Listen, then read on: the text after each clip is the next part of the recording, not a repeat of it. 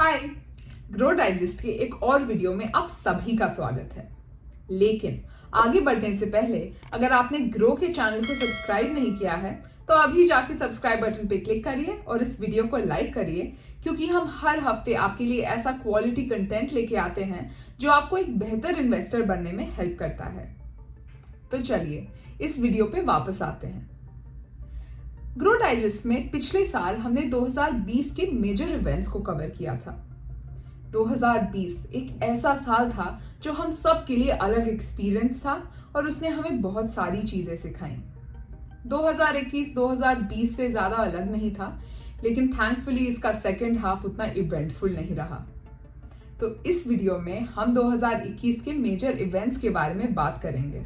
1 जनवरी 2021 USA में vaccination की शुरुआत हो चुकी है और जल्द ही इंडिया में वैक्सीनेशन शुरू होने वाला है। डेली नंबर ऑफ केसेस में भी तेजी से गिरावट आ रही है और मार्केट्स ऑल टाइम हाइस को टच कर रहा है। सेंसेक्स 47,000 के अराउंड था।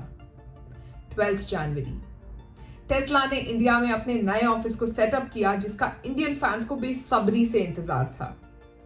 16 जनवरी इंडिया में वैक्सीनेशन की शुरुआत हो चुकी है और फ्रंटलाइन वर्कर्स को वैक्सीनेशन कैंपेन में सबसे आगे इंक्लूड किया गया है। 25 जनवरी साउथ अफ्रीका और ब्राजील से कोविड के नए वेरिएंट्स के न्यूज आने लगे। 27 जनवरी 2020 में टिकटॉक के बैन होने के बाद उसके पेरेंट कंपनी बाइट डांस ने इस दिन अपने इंडिया ऑफिस को शट डाउन कर दिया।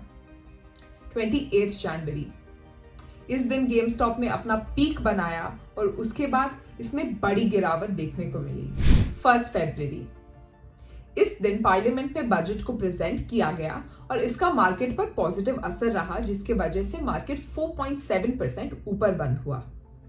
7 फरवरी डेली नंबर ऑफ केसेस में गिरावट दिखी और केसेस 8,500 तक आ गई, लेकिन अगले कुछ महीनों में ये संख्या तेजी से बढ़ी।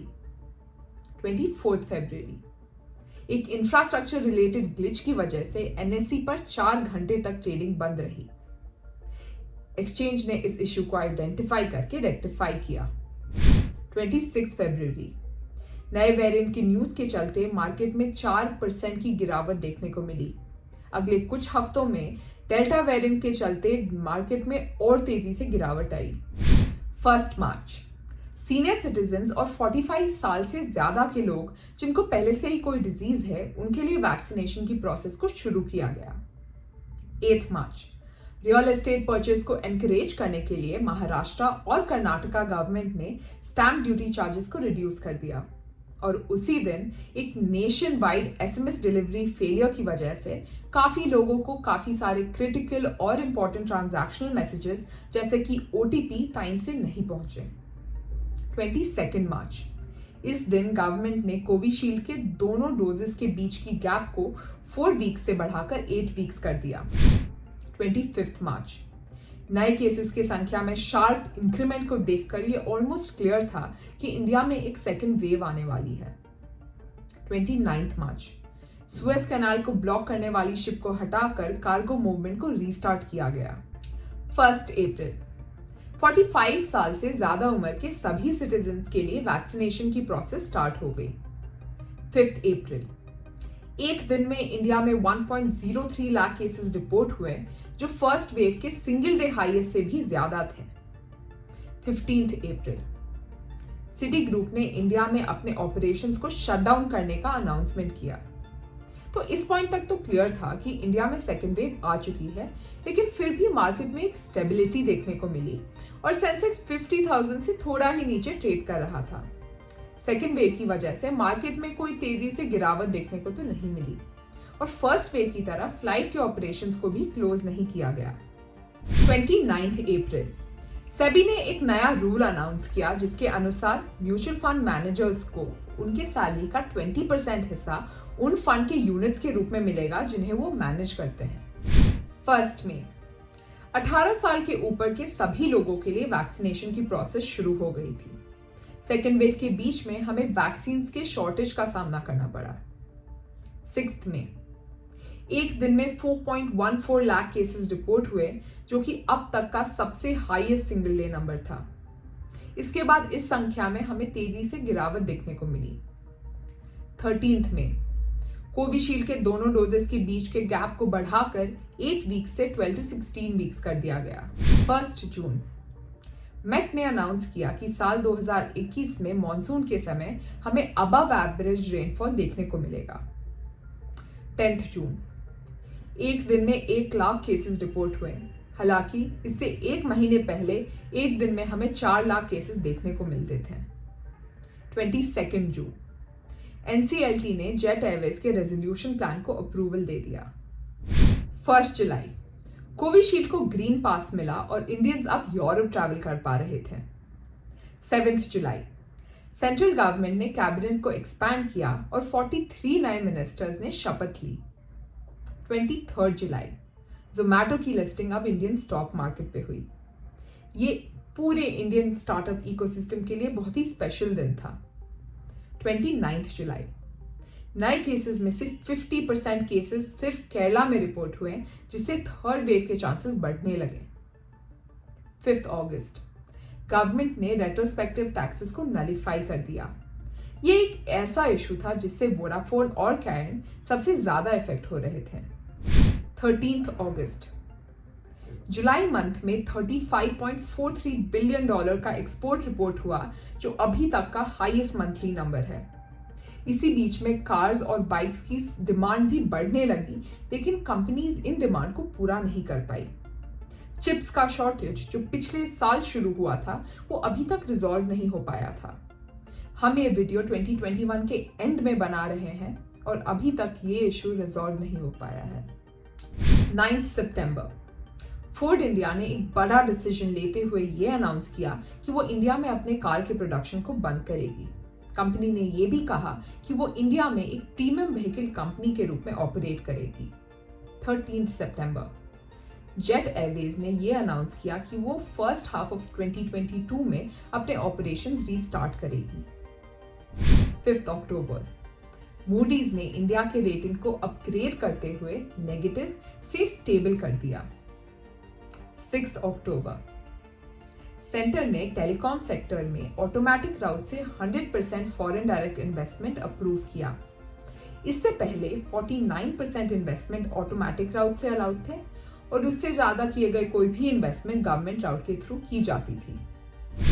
8 अक्टूबर टाटा ने एयर इंडिया का बिड जीत लिया।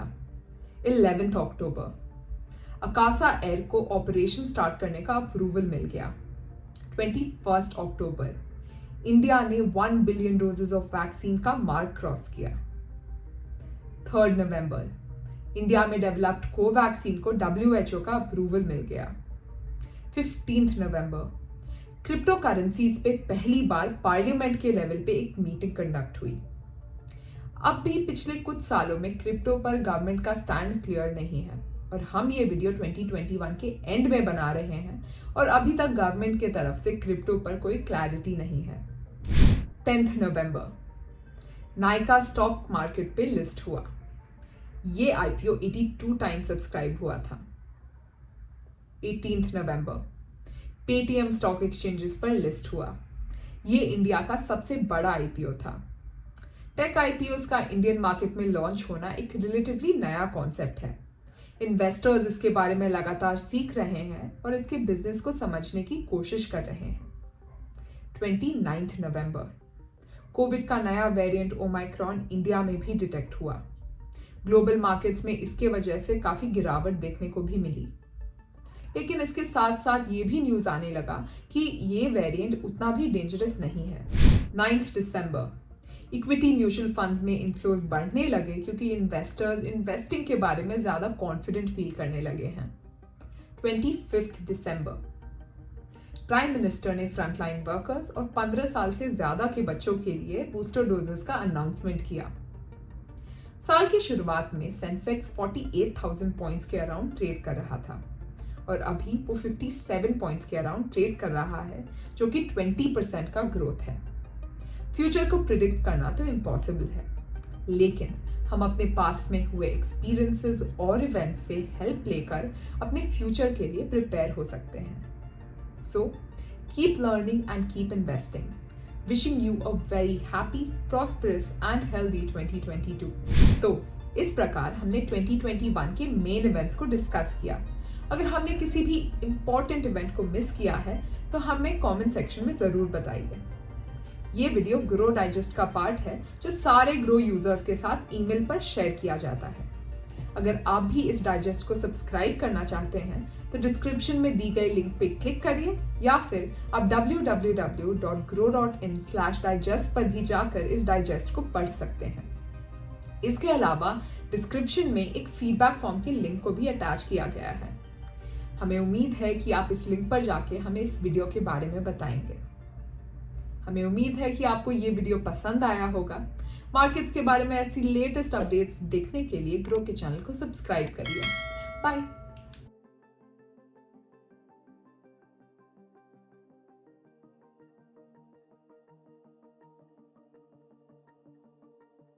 Investment in securities market are subject to market risks. Read all the related documents carefully before investing. Please read the risk disclosure documents carefully before investing in equity shares, derivatives, mutual fund, and or other instruments traded on the stock exchanges.